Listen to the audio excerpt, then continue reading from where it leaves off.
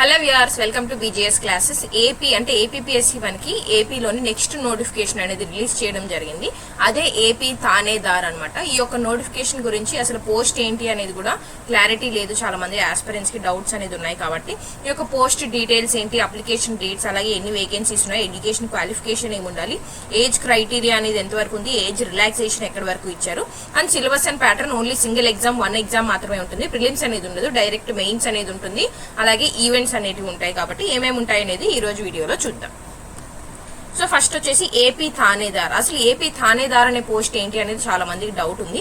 AP థానేదార్ అంటే nothing but junior level forest officer అని చెప్పొచ్చు అనమాట. అంటే ఏబీఓ తర్వాత పోస్ట్. మనకి జనరల్ గా ఫారెస్ట్ ఆఫీసర్ లో ఎలాంటి పోస్టులు ఉంటాయంటే, మనకి రీసెంట్ గా ఎఫ్పిఓ ఎగ్జామ్ జరిగింది కదా.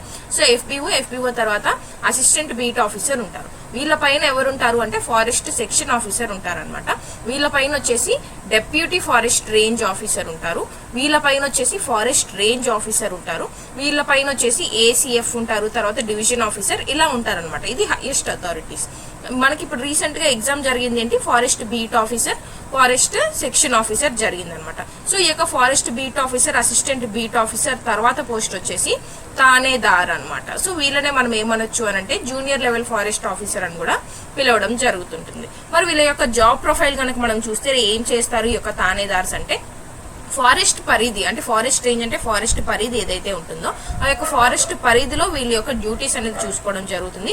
ఫారెస్ట్ లాస్ అనేవి ఫాలో అవుతున్నారా లేదా, అంటే ఇల్లీగల్ గా పోచింగ్ కావచ్చు, ట్రేడ్ కావచ్చు, ఏదైనా క్రైమ్స్ జరుగుతున్నాయి అనుకుంటే వాటిని చూసుకోవడం కావచ్చు. ఫారెస్ట్ కన్జర్వేషన్ అంటే స్పీషీస్ ఏవైతే ఉంటాయో ఫారెస్ట్ లో అవన్నిటి స్పీషీస్ అంటే ఫ్లోరా కావచ్చు, ఫౌనా కావచ్చు, వాటి యొక్క ప్రొటెక్షన్ అండ్ కన్జర్వేషన్ గురించి కావచ్చు. నెక్స్ట్ వచ్చేసి ఫారెస్ట్ గార్డ్స్ ఎవరైతే ఉంటారో వాళ్ళు వీళ్ళ కింద ఉంటారు అనమాట. వాళ్ళని చూసుకోవడానికి ఈ యొక్క థానేదార్స్ ని అపాయింట్ చేయడం అనేది జరుగుతుంది. ఇది వీళ్ళకి సంబంధించినటువంటి జాబ్ ప్రొఫైల్. క్లియరా ఇక్కడ వరకు?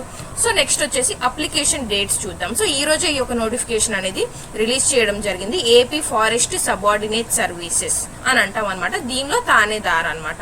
మరి ఎప్పటి నుంచి అప్లై చేసుకోవచ్చు అంటే 11th సెప్టెంబర్ నుంచి 1st అక్టోబర్ వరకు ఈ యొక్క పోస్టులకు మనం అప్లై చేసుకోవచ్చు. అలాగే ఏజ్ వచ్చేసి 18 to 30 ఇయర్స్ ఉన్న వాళ్ళు ఏజ్ రిలాక్సేషన్ కూడా మనకి +5 ఇయర్స్ అనేది ఇవ్వడం జరిగింది అనమాట. రైట్. మరి కమింగ్ టు ద శాలరీ కనుక మనం ఒకసారి చూస్తే 20,600 రూపీస్ నుంచి 63,660 రూపీస్ వరకు శాలరీ అనేది కూడా ప్రొవైడ్ చేయడం జరుగుతుంది.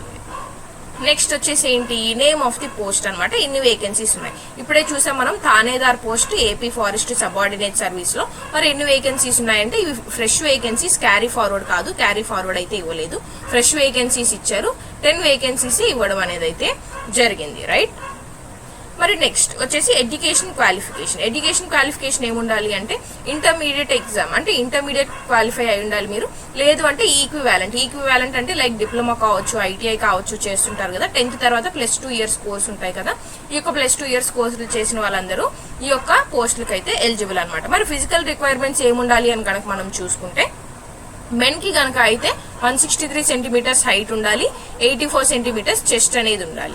అలాగే ఫీమేల్ కి అయితే కనుక 150 సెంటీమీటర్స్ హైట్ అనేది ఉండాలి, అలాగే 79 సెంటీమీటర్స్ అనేది చెస్ట్ అనేది అయితే ఉండాలన్నమాట. ఇది ఇచ్చినటువంటి ఫిజికల్ రిక్వైర్మెంట్స్. నెక్స్ట్ సైట్ గురించి చాలా మందికి డౌట్ ఉంటుంది. సైట్ ఉంటే ప్రాబ్లం లేదండి, నార్మల్ ఐ సైట్ అనేది అయితే ఉండొచ్చు, అదేం ప్రాబ్లం అయితే కాదు. మరి ఎన్సీసీ ఉన్న వాళ్ళకి ఏమైనా బెనిఫిట్స్ ఉంటాయా అంటే, ఎన్సీసీ సి సర్టిఫికేట్ ఉన్న వాళ్ళకి 5 మార్క్స్ యాడ్ అవుతాయి, బి సర్టిఫికేట్ ఉన్న వాళ్ళకి 3 మార్క్స్, అలాగే ఏ సర్టిఫికేట్ ఉన్న వాళ్ళకి 1 మార్క్ అనేది బోనస్ గా మీకు వచ్చిన మార్క్స్ లో యాడ్ చేయడం జరుగుతుంది.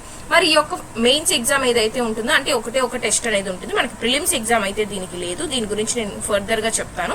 ప్రిలిమ్స్ ఎగ్జామ్ అయితే లేదు, ఓన్లీ ఒక ఎగ్జామే ఉంటుంది. సో ఈ యొక్క ఎగ్జామ్ అయిన తర్వాత మీకు ఫిజికల్ ఈవెంట్స్ అనేవి ఉంటాయి. ఈ యొక్క ఫిజికల్ ఈవెంట్స్ లో మేల్ క్యాండిడేట్స్ ఎవరైతే ఉంటారో మీరు 25 కిలోమీటర్స్ వాకింగ్ టెస్ట్ అనేది ఉంటుంది, వితిన్ 4 hours లో కంప్లీట్ చేయాలి. ఉమెన్ కి అయితే 16 కిలోమీటర్స్ అనేది ఉంటుంది, వితిన్ 4 hours లో మీరు కంప్లీట్ చేయాల్సి ఉంటుంది అనమాట. రైట్. నెక్స్ట్ వచ్చేసి ఏజ్ క్రైటీరియా. మరి ఎన్ని ఇయర్స్ ఉన్న వాళ్ళు అప్లై చేసుకోవచ్చు అంటే 18 ఇయర్స్ మినిమం అనేది ఉండాలి, 30 ఇయర్స్ మాక్సిమం ఉండాలి. అంటే 18 to 13 ఇయర్స్ లోపు ఉన్న వాళ్ళు ఈ యొక్క పోస్టులకి అప్లై చేసుకోవచ్చు. అండ్ ఏజ్ రిలాక్సేషన్ కనుక మనం చూసుకుంటే SC, ST, BC and EWS communities వాళ్ళకి +5 ఇయర్స్ ఏజ్ రిలాక్సేషన్ అనేది ఇవ్వడం జరిగింది. అంటే 30 + 5 ఇయర్స్ 35 ఇయర్స్ వరకు క్యాండిడేట్స్ ఈ యొక్క పోస్టులకి అప్లై చేసుకోవచ్చు. రైట్.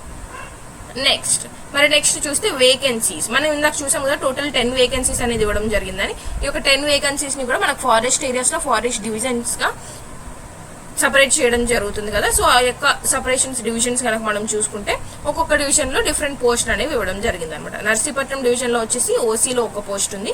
కాకినాడ డివిజన్ అంటే ఏజెన్సీ ఏరియాలో వచ్చేసి 3 పోస్టులు ఉన్నాయి. అలాగే గిద్దలూరు డివిజన్ లో వచ్చేసి ఒక పోస్ట్ ఉంది only for BCA category. Nandyal division లో వచ్చేసి ఓసీలో ఒక పోస్ట్ ఉంది. చిత్తూరు డివిజన్ లో ప్లెయిన్ లో వచ్చేసి ఒక పోస్ట్ ఎస్సీ గ్రూప్ 3 లో ఉంది. అది కూడా గ్రూప్స్ కూడా చూసుకోవాలి. గ్రూప్ 1, 2, 3 లో ఓన్లీ 3 లో ఇక్కడ ఇవ్వడం అనేది జరిగింది. నెక్స్ట్ వచ్చేసి కడప డివిజన్ లో ఓసీలో ఒకటి ఉంది. చిత్తూరు డివిజన్ లో వచ్చేసి ఓసీలో ఒకటి ఉంది. అండ్ రాజంపేట డివిజన్ లో కూడా ఓసీలో వచ్చేసి ఒకటి ఉంది. టోటల్ గా 10 పోస్టులు అనేవి మనకి ఇవ్వడం అనేది జరిగింది. మరి next scheme for written examination. మనం ఇందాక చూసాం కదా సిలబస్ అండ్ ప్యాటర్న్ చూస్తామని. సో మనం ప్యాటర్న్ కనుక చూసుకుంటే ఓన్లీ సింగిల్ ఎగ్జామ్ అనమాట. ప్రిలిమ్స్, మెయిన్స్ తర్వాత ఈవెంట్స్ అనేవి ఏం లేవు. ఓన్లీ సింగిల్ ఎగ్జామ్ ఉంది. ఒక ఎగ్జామ్ మాత్రమే కండక్ట్ చేయడం జరుగుతుంది. ఈ యొక్క ఎగ్జామ్ ప్యాటర్న్ కనుక మనం చూస్తే ఫస్ట్ వచ్చేసి క్వాలిఫైయింగ్ టెస్ట్ అనేది ఉంటుంది. అంటే మనకి ఎస్సే ఉంటుంది అనమాట. ఈదర్ ఇంగ్లీష్ కానీ తెలుగు గానీ ఉర్దూలో గానీ రాయొచ్చు. డిస్క్రిప్టివ్ పేపర్ అనమాట. ఇది ఒకే క్వశ్చన్ మాత్రమే ఇవ్వడం జరుగుతుంది. 45 మినిట్స్ టైం అనేది ఇస్తారు. 50 మార్క్స్ ఉంటుంది. ఇది క్వాలిఫైయింగ్ అంటే మీ యొక్క మెరిట్ లిస్ట్ ఏదైతే ఉంటుందో ఈ యొక్క మెరిట్ కి దీన్ని కన్సిడర్ చేయరు. క్వాలిఫై అయితే సరిపోతుంది, రైట్. నెక్స్ట్ వచ్చేసి పేపర్ 1 ఉంటుంది. పేపర్ 1 లో మనం సేమ్ అండి ఇప్పుడు ఎవరైతే FBOకి అలాగే FSOకి ప్రిపేర్ అయ్యారో మీకైతే ఇది ఒక బెస్ట్ ఆపర్చునిటీ అని చెప్పొచ్చు. బికాస్ మీరు ఆల్రెడీ ఈ సిలబస్ ఇప్పటి వరకు ప్రిపేర్ అయ్యి ఎగ్జామ్ కూడా రాశారు కాబట్టి ఇది మీకు చాలా వరకు ఈజీగా ఉంటుంది. మీరు వీటికి అప్లై చేసుకోవచ్చు, రైట్. సేమ్ సిలబస్ ఉంది. General studies and mental ability objective 100 questions ఇస్తారు.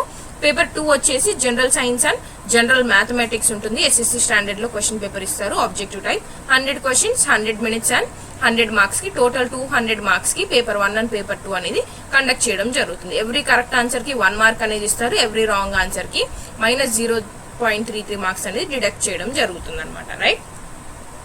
నెక్స్ట్ మరి సిలబస్ కనుక మనం చూస్తే క్వాలిఫైయింగ్ టెస్ట్ అనేది చూసాం కదా ఇందాక మనం. ఆ యొక్క క్వాలిఫైయింగ్ టెస్ట్ లో 50 మార్క్స్ కి ఒక క్వశ్చన్ ఇస్తారు. మీరు ఏదర్ ఇంగ్లీష్ లో రాయొచ్చు, తెలుగులో రాయొచ్చు, ఆర్ ఉర్దూలోనూ రాయొచ్చు, దేనిలో అయినా రాయొచ్చు. ఈ యొక్క ఎస్ఏకి సంబంధించి టాపిక్ దేనికి సంబంధించి ఇస్తారు అంటే ఫారెస్ట్ అండ్ ఎన్విరాన్మెంట్ కి సంబంధించి ఒక టాపిక్ అనేది మీకు ఇవ్వడం జరుగుతుంది. మరి పేపర్ 1 లో 100 మార్క్స్ కి సేమ్ FBO సిలబస్ మీరు ఆల్రెడీ ప్రిపేర్ అయ్యింటే చూసుంటే FBO FSO సేమ్ సిలబస్ ఉంటుంది. FBO FSO ఉన్న same general studies syllabus. General science ఉంటుంది. కరెంట్ ఈవెంట్స్ అంటే కరెంట్ అఫైర్స్ అనమాట. ఆంధ్రప్రదేశ్వి ఇండియావి ఉంటాయి. History of India and AP ఉంటుంది. Geography of India and Andhra Pradesh ఉంటుంది. ఇండియన్ పాలిటీ అండ్ ఎకానమీ ఉంటుంది. Mental ability, sustainable development and disaster management ఉంటుంది. మరి coming to the next paper 2 కనుక మనం చూస్తే 100 మార్క్స్ కి general science and general mathematics అనమాట. ఇక్కడ మనకు క్లియర్ గా ఇచ్చేసాడు ఏంటి అంటే ఇది మనకి FBO FSO లో ఇలా ఇవ్వలేదు. FBO లో మనకి కంప్లీట్ అన్ని కలిపి 75 మార్క్స్ అన్నాడు.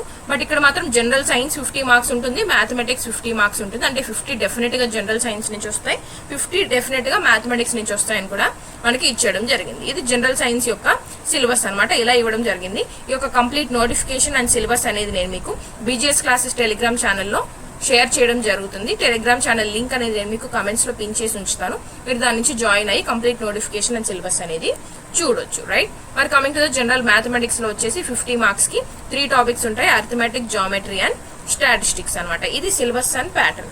ఇంకా మీకు ఏమైనా డౌట్స్ ఉన్నాయి అనుకుంటే do comment in the comment section. నేను ఆన్సర్ చేస్తాను. Thank you so much for watching and subscribe for more updates. Next ఏదైనా నోటిఫికేషన్స్ వచ్చినా కూడా వెంటనే మీకు అప్డేట్స్ రావాలి అంటే subscribe for more information and see you all tomorrow.